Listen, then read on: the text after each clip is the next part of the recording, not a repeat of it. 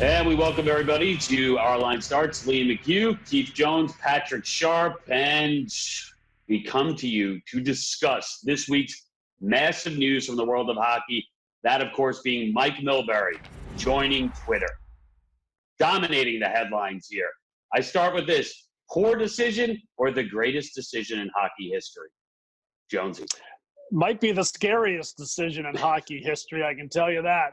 Mike can be a caveman at times. He can be a savant at other times. So let's hope the savant comes to the forefront and not the caveman. Otherwise, we're talking about a dangerous way for Mike Milbury to introduce himself to social media. Fingers crossed on that one, Liam. Let's put it that way. The dangerous is the word on that one, guys, isn't it? I mean, I love the fact that Mike is going to get to show a little more personality to these fans that he's talking to every day. He's got a certain reputation in the hockey world. I can tell the fans one-on-one, Mike is a guy you want to hang out with. He's excellent to talk to. So I'm hoping that Twitter brings out the interesting side of Milbury. But remember, Jonesy, there is some of that scary stuff too. We got to double check what he's sending out. He's a smart man. He's got diverse interests, but we already saw the first post, he's threatening with the shoe. We've seen the softer side with the gardening, 100% organic. That's good to know. But also giving props where props is due, giving props to the league and Gary Bettman for, let's face it, the truly big news this week in hockey, and that is this return to play plan. 24-team tournament, 2 hub cities that will be named. We'll talk about that in a little bit. And it begins with this play-in, 5 to 12 seeds, 5-game series, and then the top 4 seeds in a round-robin situation to determine their seeding 1 through 4. But obviously, it's a step in the right direction. We are a ways away from that. A lot has to happen, but this felt like a bit of hope here, Jonesy. Yeah, it felt more than a bit of hope to me too, Liam. Direction, I think, is the key word. We know exactly where the NHL is pointing towards, and that's great news. The fans have something in the back of their minds that they can target as far as a date. There wasn't an official date given, but you do the math and you start thinking by the 1st of August, there's a very good chance you could be watching some, not just hockey, but some exciting hockey based upon what's on the line. I think the system that they put in place is outstanding. I've tried to poke holes in it over the last couple of days, and I just like it. It works for me, and I think it works for the fans, and I think it's going to be the most challenging Stanley Cup that has ever been competed for across the National Hockey League, and all of that adds up to me as a very exciting time for the NHL, dealing with an adverse circumstance, but finding a way to make it happen, and can't wait till it arrives. Yeah, I love the hub city idea. You know, it gives that feel of like the World Cup, World Championship, Olympic Games type format. We're going to be banging out games all day long. I love the fact that the NHL took a stance and said, we got to hand out our trophy. We got to finish the season. Regular season's over, but the playoffs in our sport is as good as it gets as far as sports entertainment goes. And we got that Stanley Cup. We want to see a team parading around the ice with it. So I'm with you, Jonesy. I think this is going to be the toughest cup to win. Who knows what's going to happen when we come back? I mean, we're analysts, we're broadcasters. We're supposed to break these teams down. There's so much uncertainty going on in the world. How about the world of hockey? We don't know who's getting access to training, who's staying in shape, injuries. Teams are going to look totally different coming out of this. Either way, it was a great news day to hear from the commissioner that we're coming back to finish the season. I know it's a few weeks away, but it's light at the end of the tunnel. Yeah, and regarding those hub cities, which could have that world championship flavor to them, you have Chicago, Columbus, Dallas, Edmonton, Las Vegas, Los Angeles, Minneapolis, St. Paul, Pittsburgh, Toronto, and Vancouver. Those are the cities that are in the mix potentially for the hub city situation. When you look at this, though, and one thing that sticks out to me is the competitive nature of this. It feels wide open. And we've talked about this in the past, the idea of keeping the integrity. I think this does keep the integrity, because if you do this in other sports, let's just say like you do it in the NBA and you start getting teams that are that far down and you put them into a playoff tournament, you know certain teams aren't going to last. They're out. They just can't compete. It doesn't feel that way in this circumstance, does it, Sharpie? No, it doesn't. I think every team that's playing now, all 24, they got a chance. I look back to some of those tournaments that we talked about in the past. The World Cup comes to mind with that North American team, Team Europe. Everybody seemed to write those teams off, but they worked their way up. They played competitive games as well, and they surprised a lot of teams in that World Cup tournament. When we come back, we're going to be seeing all kinds of crazy things happen in the NHL based on goaltenders, right? I mean, that's got to be the toughest position for anybody is getting your timing down at the goaltending position. I mean, it's going to be exciting hockey to watch. It's going to be fun. It's going to have that tournament format. And as far as the hub cities go, I mean, every city that you named is qualified and has a great facility to host these games. And I'm sure it would be great. I guess it just comes down to getting closer to that date of announcing it, where the best place is to go in the country. I don't know. I would prefer, Jonesy, somewhere with some nice sun. I know it's the summertime. Every city is going to be nice, but I'm thinking of Vegas or Dallas by a pool doesn't sound so bad on the off days. Although I have to say, have you been to Vegas in early August? That's a good point. I don't know if that's the sun you really want to enjoy. Well, I've been there in early August. I didn't mind it, but I wasn't outside a whole lot. I can tell you that, Liam. And I don't think the players are going to be outside a whole lot. But obviously, they're going to have a lot of games to play during that time. But we'll call it dry heat in the summer. I think that's what they tell you when they're trying to get you to come to Vegas. But that would be a great location just because the hotels are all within walking distance for the players. Yeah. That would limit time and close quarters, like on buses, etc. So you understand why that would be a good possibility, but you also understand why the league is waiting because Vegas is opening up again. That starts, I believe, on June the 4th was what they anticipated, and that'll ramp up week by week. So that could become a lot busier place by the time the NHL returns, and maybe that's one of the considerations in keeping things wide open for other places to maybe step in and become one of the hub cities. Yeah, you'd have to think if they're doing this scientifically, they would like to wait as long as possible before making that decision because you just want to see what happens COVID-19 related within that city, but also just population-wise within that city. And obviously, there are some difficulties right now if you're looking at Canadian cities due to the idea that if you come in, there's the 14-day quarantine right now. But we are projecting, like over a month away at this point. If you had it your way, would you go one American, one Canadian city, guys? I think that would be the right thing. No, Jonesy. Yeah. I mean, I'm looking at Vancouver out west, for example, and they just recently hosted the Olympics 10 years ago. They got ice surfaces you can practice on. The game rink will hold up. So that one comes to mind. I do like the idea of a lot of them in the U.S., but splitting them 50-50, Canada and U.S., that's cool. I mean, I got a lot of family in Canada that has a tough time. When they go home to the border, they got to be quarantined for 2 weeks. There's a lot of rules that apply at the Canada-U.S. border. So a lot of things to work out, I'm sure. Yeah, and I don't think it really matters, Liam, if it's 2 Western Conference cities or 2 Eastern Conference cities, but I do think ideally you would want it to be one in the West and one in the East just because of television and starting games in the Eastern Conference, making it available. I think that would be a bit of a challenge as well. Regardless, really good to be talking about actual games, actual matchups, and the idea of a playoff series and then an entire tournament where at the end of it, someone will raise the Stanley Cup. We're going to break down the Eastern Conference top 4 seeds, Boston Bruins, Tampa Bay Lightning, Washington Capitals, and Philadelphia Flyers. They each have a bye into what technically will be the first round of the playoffs, but they'll play round robin to determine 1 through 4. And then those play-in, those best of 5 series, the 5-12 matchup, the Penguins against the Montreal Canadiens, Carolina Hurricanes against the New York Rangers. It'll be the Islanders taking on the Florida Panthers and the Toronto Maple Leafs against the Columbus Blue Jackets. But let's begin 5 against 12 because we'll talk about in the West as well.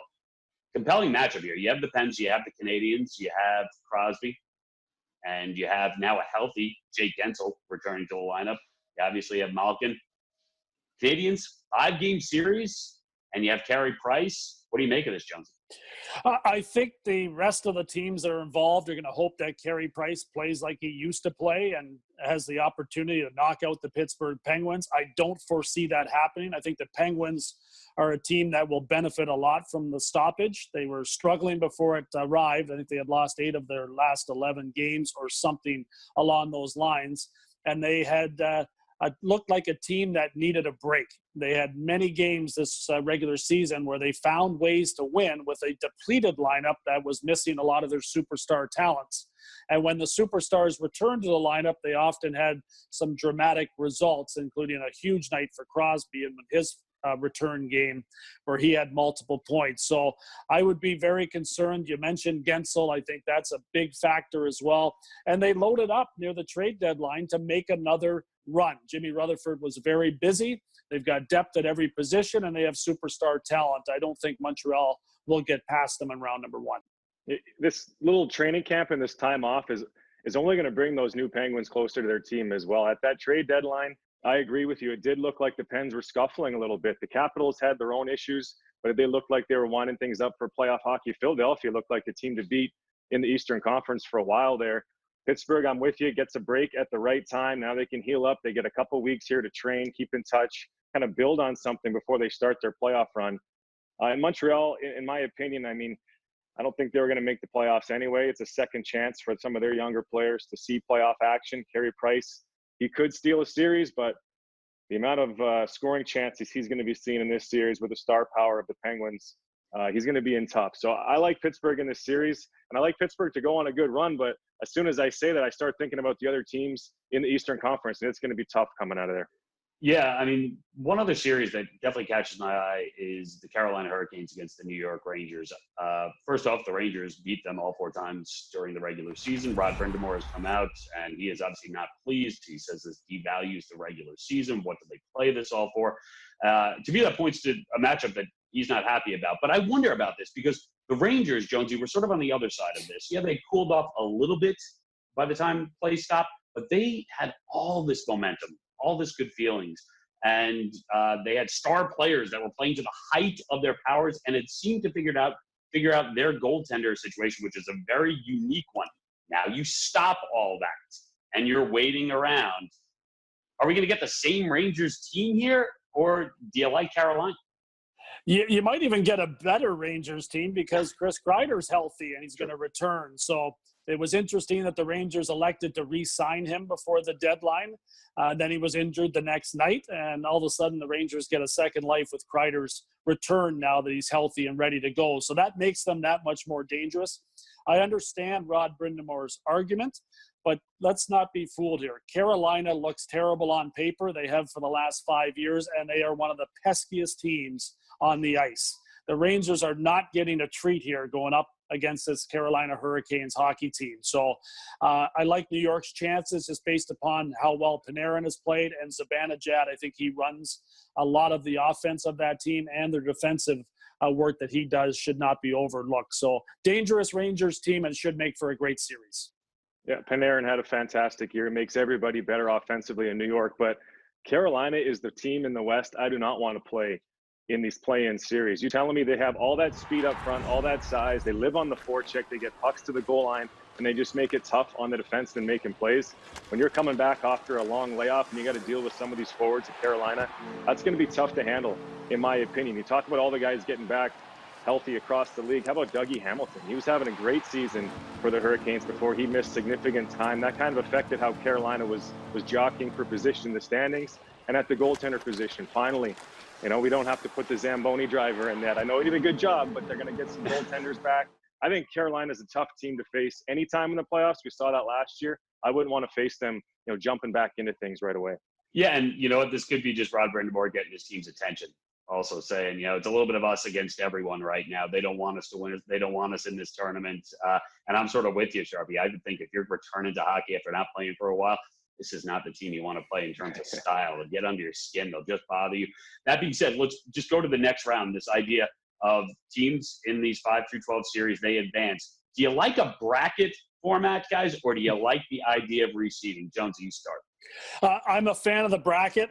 As a player, I didn't appreciate it that much. As a fan, I love it. I think it's conducive to betting. I think it's good for pools. I think it brings a lot more interest, and it's kind of fun to follow along as the playoffs progress. So I like that system. I think as a former player, I would prefer going the other way. I think the reseeding would be, and luckily for me, I was on a team normally that was in one of the top seeded teams in the playoffs. I would prefer, if I was in that position, to go by reseeding after the first round or the round robin round, and having the opportunity to maybe play a team that you're not as familiar with as we've seen over the last few years, whether it's Washington, Pittsburgh, or Tampa, Boston. Yeah. There's a lot of teams that have played each other, and in a player's eyes, a little too frequently. I'm fine with whatever way you want to do it. I like the fact that there's 24 teams in the playoffs now. You know, pretty soon there's going to be 32 teams in the National Hockey League. 16 of them get in. You know, if you take it, I like seeing more teams in there. It makes for a more exciting playoff. Now, as far as the reseeding, I have a question. Like those top 4 teams that are just going to play against each other in kind of a preseason format, that all of a sudden that puts a ton of emphasis on those games, doesn't it? Based on which format you use. Either way, it like makes my head spin when I try to think of it all. I'm just happy to see hockey back. I prefer to see the 1 versus 8 traditional matchups after we get into this play-in round, and those top 4 teams play each other. That's where I'm leaning, but I'm not going to complain if it goes to the bracket side. It doesn't matter to me. Yeah, I kind of like the bracket for this one as well. You don't know what's going to happen with those 1 through 4 matchups, and this just feels wide open. It really does. I think I'd be more for reseeding under the traditional format of playoffs than I am for this one, but I like the bracket. It's laid out for you, and you're right, Jonesy. It's just great for fans to see that, pick their matchups, and see how this goes. And my daughter, she's screaming. She likes it as well. She's pumped about it too. And with that note, we will discuss the Western Conference. Here's how things look as we look ahead to the return to play. St. Louis Blues, defending Stanley Cup champs, they would be the 1 seed, but they're in this round robin with the Colorado Avalanche, the Vegas Golden Knights, and the Dallas Stars to determine those top 4 seeds in the West. As for the play-in games, it'll be the Edmonton Oilers, which a team that just missed out on being a top 4 team by percentage points. They'll take on the Chicago Blackhawks, team that probably was not going to get into the playoffs. Then it's the Nashville Predators against the Arizona Coyotes. You have the Canucks against the Minnesota Wild, and it'll be the Jets taking on the Flames. And let's go, guys, right to that 5-12 matchup, because if you're the Oilers and you have Leon Draisaitl, you have Connor McDavid, and you were so close to being one of those top 4 seeds, and now you were staring at the Chicago Blackhawks and all that championship pedigree. If you're an Oilers fan, what are you thinking right now, Sharpie? Well, you're thinking, what a tough team to match up against. You're going to have to look across and see Jonathan Toews and Patrick Kane, 2-time Stanley Cup champion goaltender, Corey Crawford back there. Duncan Keith's going to be fired up. Brandon Saad's got a couple of rings under his belt. Those players in Chicago that have been there and done that, they know that their reputations of their career are built in the playoffs. Yeah, they're great players. Pretty much every night you turn on the Hawks game, but those big moments in the playoffs are what they live for, and that's a tough first-round matchup, especially in a best-of-5. But Edmonton, they're a team that is just so fast. With Draisaitl and McDavid, they're going to be, this to me is going to be the most entertaining series to watch. You know, Chicago gives up a lot of chances. They're one of those teams that, whether they like to or not, they seem to give up a few chances to get a few, and that's going to make some exciting hockey, for my eyes at least, to watch all these forwards flying around the ice. Yeah, Jones, are we going to get playoff pond hockey here or what? We could, which would be great. We would love to see it. McDavid and Draisaitl put on a show every time that they're playing, whether they're together or not. And we saw a lot of that from Draisaitl in the absence of McDavid. So a huge challenge for Edmonton, just based upon what Sharpie was talking about. He knows it well from that championship pedigree that's in Chicago, and new life, an opportunity that kind of was not there. Probably a lot of the players on the team weren't even thinking about it when the stoppage happened. Now they've got a chance to sneak in and make some more noise when the playoffs have all of a sudden appeared in front of them. So they're dangerous. Chicago will be dangerous and be a tough out. And Edmonton is an improving team that has exceeded my expectations all season long, and they should be excited just to be back in the playoffs, and some of that excitement and skill might take them through the Blackhawks, but it's going to be a challenge. Yeah, I mean, I agree with you, Sharpie. On paper, the most entertaining series in that 5-12 matchup, those 5-game series. One series that I keep going back at, and I keep looking at these two teams, and every time I look at them, I pick a different team coming out of it. It's Nashville against Arizona. I feel like at this point, I don't have a read on a lot of it because we've been sitting around for a while, but I really don't have a feel for how that can go. Jones, are you leaning either direction? I guess you lean towards Nashville and you say they've got a new lease on life. It's been a real bumpy year for the Nashville Predators, and I think that it's a team that has not met expectations all year long, but what a gift, a chance to kind of get back to playing the way that you are paid to be playing. They have a lot of guys that have not matched their salaries. They have a lot of guys that have more to give. And I think David Poile will be a happy guy if his players play to what they have demonstrated in the past, and that's that they can be a very good team and a team that should be considered amongst the best to try to have a chance to win a Stanley Cup.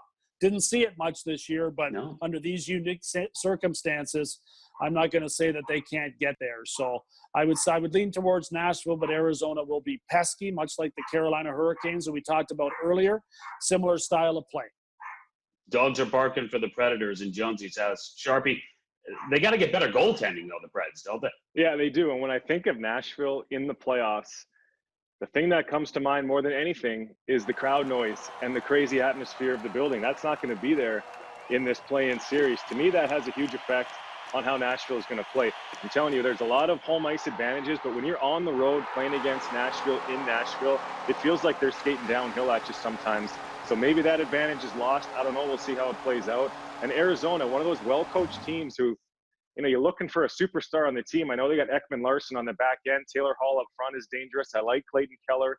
He's going to be a great player in this league for a number of years, but it's the team system that they play with. They can lock it down with the best of them. They can be pesky, as Jonesy said, and they could be a tough first-round matchup. So, I mean, if you ask me to pick a winner, why don't I go ahead and take the Arizona Coyotes winning a close series?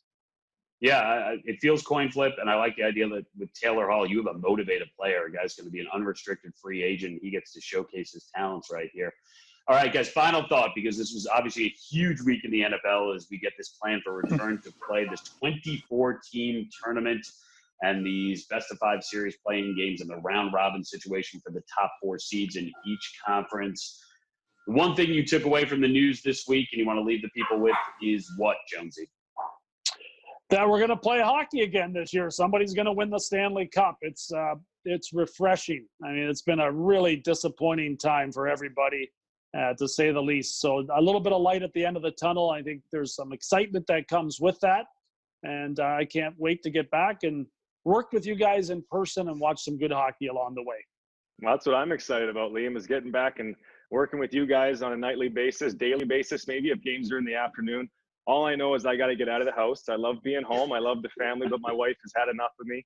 I think I've rearranged just about every piece of furniture in our house and getting to the kitchen area now. So it's ugly over here. She wants me out. Let's get back to watching hockey. My family totally agrees. They would like me out of the house very quickly.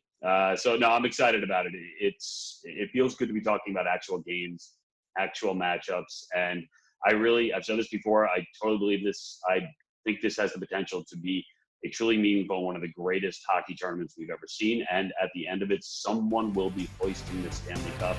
And here we are, little step by little step, we're getting ever closer to seeing that happen. Guys, always great to see you. Always great to chat. And thank you so much to everyone at home for tuning in to this edition of Our Line Sports.